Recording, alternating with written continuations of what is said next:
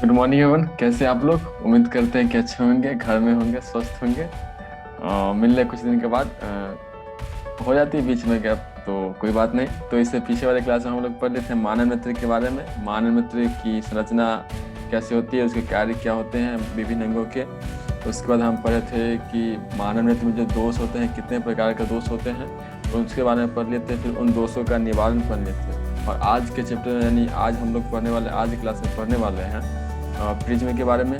Prism से प्रकाश का अपवर्तन, प्रिज्म से वर्ण विक्षेपण, प्रिज्म के बारे में। और उसके बाद हम लोग पढ़ने वाले हैं इंद्रधनुष। इंद्रधनुष कैसे बनता है, तो इस चैप्टर में आज की क्लास में हम ये कवर करेंगे। तो चलिए शुरू करते हैं। मेरा सबसे पहला टॉपिक है प्रिज्म से प्रकाश का अपवर्तन। तो देखिए, प्रिज्म से प्रकाश का अपवर्तन के लिए पहले आपको प्रिज्म के बारे में जानना होगा। पीछे वाले चैप्टर में भी प्रिज्म के बारे में आप कुछ पढ़े होंगे।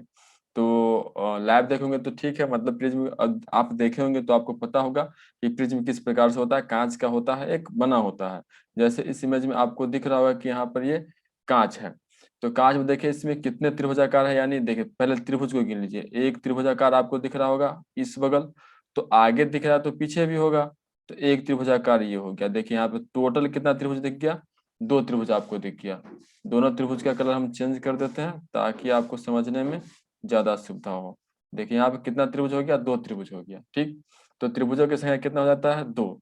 तो प्रिज्म के दो त्रिभुजाकार होते हैं, दो त्रिभुजाकार आधार होते हैं, यानी इसी पे टिक होते हैं। दो त्रिभुजाकार आधार तथा तीन आयताकार पार्श्व पृष्ठ होते हैं। अब आयताकार का बात कर लेते हैं। तो देखिए आयताकार को हम लोग गिन लेते हैं। एक आयताकार ये हो गया। आयताकार कहने का मतलब क्या होता है, जिसके आमने सामने की भुजा क्या होती है, समांतर और समान होती है। ठीक, ये थोड़ा ज्यादा बड़ा हो गया भाई साहब, तो इसको थोड़ा छोटा कर देते हैं काट के। देखिए एक ये हो गया, ठीक है। दूसरा तो आयताकार ये हो जाएगा।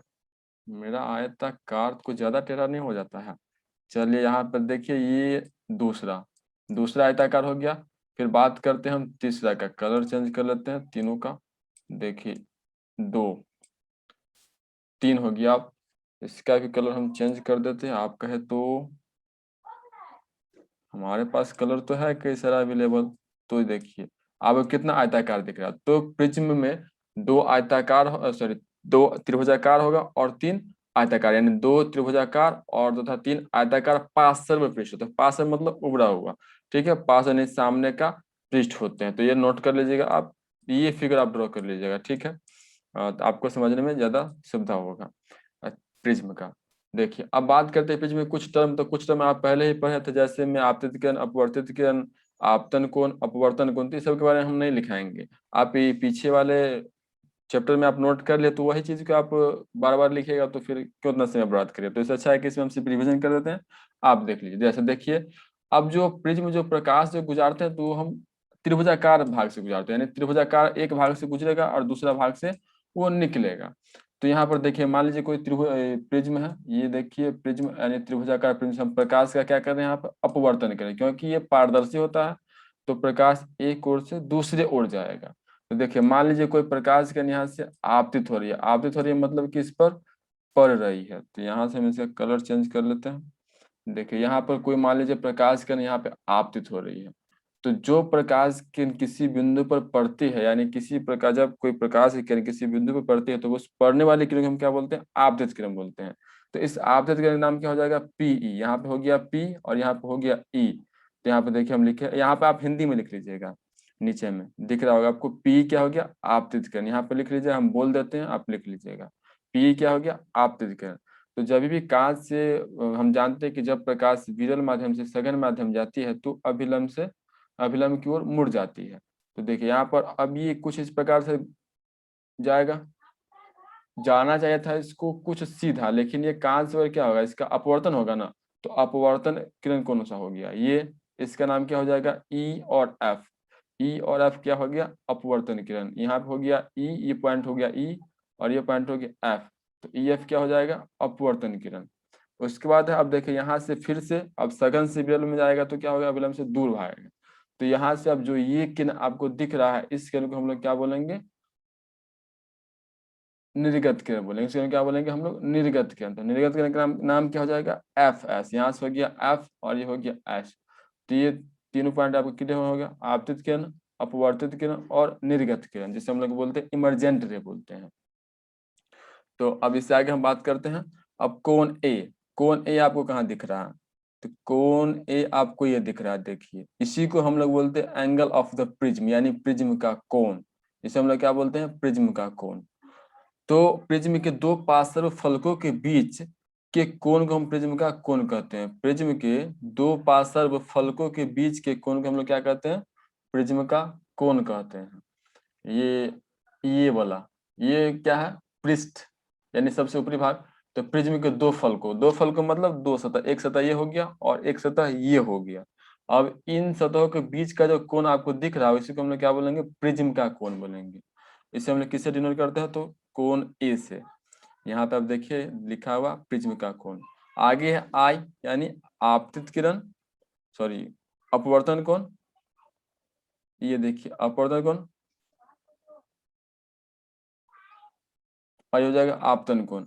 आपतन कोण और अपवर्तन, यानी आई हो जाएगा आपतन कोण और आर हो जाएगा अपवर्तन कोण। ये हो जाएगा, यानी आपतित किरण और आपतन बिंदु पर खिंचा गया अवलंब के बीच का कोण क्या होता है? आपतन कोण। और हो जाएगा अपवर्तन कोण, आर हो जाएगा अपवर्तन कोण।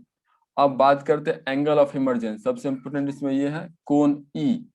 कोण ई यानी निर्गत कोण, ये वाला, ये हो जाएगा निर्गत कोण। ये फिगर आप नोट कर लीजिएगा दोनों। और उसके बाद है एंगल ऑफ डेविएशन। अब इसमें हम सबसे इंपोर्टेंट भाग जो है एंगल ऑफ डेविएशन, जिसे हम लोग विचलन कोण बोलते हैं। तो आपतित किरण और निर्गत किरण के बीच का जो कोण बनता है उसे हम लोग बोलते हैं विचलन कोण। देखिए यहाँ पर ये, इसको हम आगे बढ़ाएंगे। किसको आगे बढ़ाएं? तो आपतित किरण को आगे बढ़ाएं, ठीक है, और निर्गत किरण को हम लोग पीछे किए। तो जहां पे जाके मिलेगा ना, तो वहीं पर विचलन कोण का निर्माण होगा। यानी यहाँ पर जो कोण का निर्माण होने वाला है वो किसका निर्माण होने वाला है? विचलन कोण का निर्माण होने वाला है। उम्मीद करते हैं कि आपको समझ में आ गया। और ये पॉइंट सब जो हम नीचे में लिख दिए हैं उसको हम एक बार रिवाइजन कर लेते हैं, ताकि रिविजन कर लेते हैं, रिवाइजन नहीं, तो रिविजन कर लेते हैं ताकि आपको याद रहे। और आप जब भी रिवाइज करें तो आप उसे नोट कर देखिए। यहीं पे हम लिखे हैं तो आपतन कोण, परावर्तन कोण सब तो, सॉरी अपवर्तन कोण सब तो आप पहले लिख चुके, तो बात जो बचा वो लिख लीजिए। प्रिज्म कोण, तो प्रिज्म के दो पार्श्व फलकों के बीच के कोण को हम लोग प्रिज्म कोण कहते हैं। विचलन कोण यानी एंगल ऑफ द डेविएशन, तो आपतित किरण एवं निर्गत किरण के बीच के कोण को हम लोग क्या बोलते हैं? विचलन कोण कहते हैं। आ, आपको समझ में आ गया होगा। अगर समझ में आया तो सब बैक जाइएगा, फिर से समझ लीजिएगा। दो बार बोलने से अच्छा है कि आप दो बार आप ही देख लीजिए, तो ये हमारे लिए भी और आपके लिए भी अच्छा होगा। चलिए उससे आगे बढ़ते हैं। अब बात करते हैं कांच के प्रिज्म द्वारा श्वेत प्रकाश का विक्षेपण। तो देखिए कांच के प्रिज्म द्वारा श्वेत प्रकाश का विक्षेपण कहने का मतलब, ये सबसे पहले सर आइजैक न्यूटन ने, यानी एक कांच के प्रिज्म से प्रकाश को गुजारा। यानी कांच के प्रिज्म, यानी इसका आकार जो हो जाता है त्रिभुजाकार और आयताकार, तो इसे हम लोग प्रिज्म कहते हैं। तो कांच के प्रिज्म द्वारा क्या देखा गया?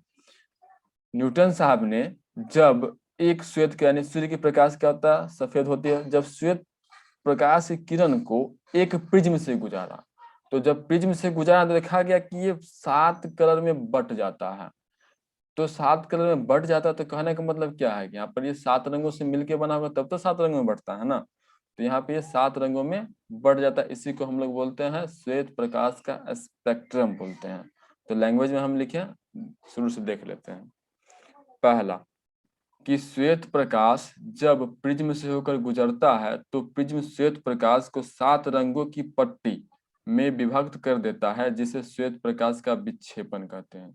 आपसे पूछ दिया जाए 2 नंबर में कि श्वेत प्रकाश का विक्षेपण किसे कहते हैं, तो जब श्वेत प्रकाश प्रिज्म से होकर गुजरता है तो प्रिज्म श्वेत प्रकाश को 7 रंगों की पट्टी में विभक्त कर देता है, जिसे श्वेत प्रकाश का विक्षेपण करते हैं। अब ये होता क्यों होता है? क्योंकि सभी कलरों का जो वेवलेंथ यानी तरंग दैर्घ्य जो होता है, हम लोग जानते हैं कि जो प्रकाश जो बने होते हैं विद्युत तरंगी होते हैं। तो विद्युत तरंगी होते हैं, तो यहाँ पर सभी कलर का जो स्पेक्ट्रम होता है यानी वेवलेंथ होते हैं लैम्डा, वो अलग अलग होते हैं। किसी का ज्यादा होता है, किसी का कम होता है, जिसके कारण 7 कलर एक साथ ना आकर थोड़ा आगे पीछे हो जाता है।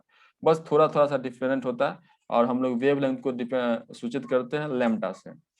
और इसका एक अलग से हम क्लास अपलोड कर देंगे बोर्ड से। इसमें थोड़ा प्रॉब्लम हो सकता है, तो इसलिए आप डोंट वरी। तो देखिए बस आप इसमें जितना आपको समझना उतना तो हम समझा ही देंगे। नहीं समझ में आएगा ऐसा हो सकता है कि हम समझाएंगे, आएगा ही समझ में, डोंट वरी। अब देखिए ये श्वेत प्रकाश यहाँ से हम गुजारे तो कितने रंग में बट गया? 7। सबसे ऊपर जो है देखिए यहाँ पे आपको दिख रहा होगा, सबसे ऊपर है रेड कलर, फिर है ऑरेंज, फिर है येलो, फिर है ग्रीन, फिर है ब्लू, फिर है इंडिगो, फिर है वायलेंट। ठीक है, अब देखिए हो गया लाल, संतरा, पीला, हरा, नीला, इंडिगो मतलब हो गया जामुनी, और भी हो गया बैगनी। तो ये 7 रंगों में क्या होता है? बढ़ जाता है। तो यहाँ पे ये इमेज आप ना ड्रॉ करिएगा, ये वाला नहीं करिएगा, आप ये इमेज ड्रॉ कर लीजिएगा। अब यहाँ पे 7 रंगों को लिख लीजिएगा। ठीक है, देखिए दूसरा, यह 7 रंगों जो होती है कौन कौन होता है? बैगनी होता है, बैगनी सबसे नीचे होता है, फिर उसके बाद होता है जामुनी, फिर उसके बाद नीला, उसके बाद हरा, उसके बाद पीला, उसके बाद नारंगी, उसके बाद लाल होता है। ठीक है, नेक्स्ट पॉइंट क्या है?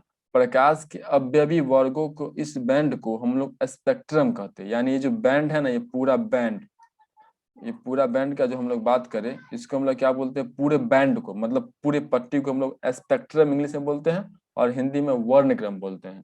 तो क्वेश्चन ऑब्जेक्टिव में रहेगा कि प्रकाश के अवयवी वर्गों को क्या कहते हैं? तो उससे हम लोग क्या कहते हैं? वर्णक्रम कहते हैं। और प्रकाश के अवयवी वर्गों में विभाजन को हम लोग क्या कहते हैं? विक्षेपण कहते हैं। यानी जहाँ पर विभाजन जो हो रहा है ना अलग अलग रंगों में, इसे हम लोग क्या कहेंगे? विक्षेपण कहेंगे।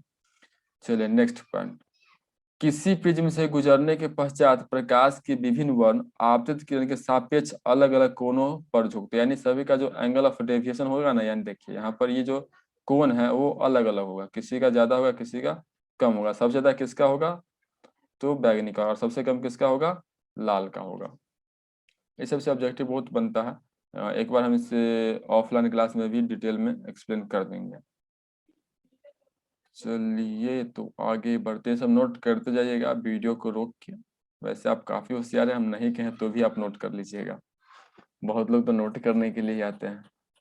चलिए अब नेक्स्ट है, लाल प्रकाश सबसे कम झुकता है जबकि बैगनी प्रकाश सबसे अधिक। ऑब्जेक्टिव रहेगा कि जब प्रकाश 7 रंगों में विभक्त होता है तो उसमें सबसे अधिक किस कलर का झुकाव होता है? तो सबसे अधिक झुकाव किसका होता है? बैगनी का। और सबसे कम लाल का। सबसे कम हो जाएगा लाल का और सबसे अधिक बैगनी का। तो ये सब आप याद कर लीजिएगा।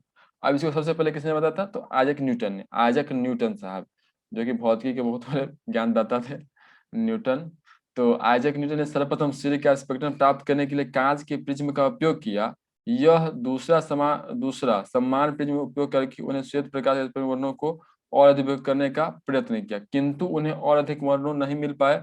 फिर उन्होंने एक दूसरे सर्वसम प्रिज्म पहले प्रिज्म के सापेक्ष उल्टी स्थिति में रखा। उन्होंने देखा कि दूसरे प्रिज्म से श्वेत प्रकाश का किरण पुंज निर्गत हो रहा है। इसे न्यूटन ने यह निष्कर्ष निकाला, सूर्य का प्रकाश 7 रंगों से मिलकर बना होता है। अब हम ये क्या पढ़ दिया, आपको कुछ समझ में नहीं आया? नहीं आया ना? देखिए अब हम इसको समझाते हैं कैसे कैसे कैसे। देखिए देखिए ये आपको इमेज दिख रहा होगा, ठीक है। तो न्यूटन साहब ने क्या किया कि पहले तो उसे पता हो गया कि जब सूर्य प्रकाश यहाँ से गुजरेगा तो वो 7 रंग में बढ़ जाएगा। तो एक प्रिज्म को और यहाँ पे रखा। क्या किया कि एक प्रिज्म को ये सेम इसी प्रकार। अब देखिए, अब कोई भी सिंपल सी बात है कि शुरुआत रहेगा तो कोई भी सोचेगा कि अगर 7 आ रहा है, 7 को अगर हम इसमें से गुजारे तो फिर कितना बन जाएगा? 14 बन जाएगा। तो जब यहाँ पर ये सेम इसी प्रकार से रखा तो ये 7 से 14 तो नहीं बना, एक भी प्रकाश नहीं गुजरा। तो न्यूटन साहब ने कुछ और एक्स्ट्रा दिमाग लगाया। तो न्यूटन साहब ने दिमाग अब ये लगाया कि अब इसको उल्टा करके रख दिया, यानी प्रिज्म को क्या किया? उल्टा रख दिया, कुछ इस प्रकार से रख दिया। और जब ये 7 कलर इस पर से होकर गुजरा तो फिर 7 कलर जो है एक रंग बन गया, यानी व्हाइट कलर में बन गया। यहाँ 7 कलर जो गुजरा एक रंग में मिल गया। तो इससे न्यूटन साहब ने निष्कर्ष निकाला कि जो 7 रंग जो बने होते हैं वो एक ही कलर से बने होते हैं। यानी श्वेत प्रकाश होता है उसमें कितने रंग होते हैं? 7। तो सूर्य का प्रकाश जो होता है कितने रंगों से मिलकर बने होते हैं? 7 रंगों से मिलके बने होते हैं। उम्मीद करते हैं अब ये आपको समझ में आ गया होगा। आज की क्लास में इतना ही रहने देते हैं, मिलते हैं अगले क्लास में, तब तक के लिए जय हिंद।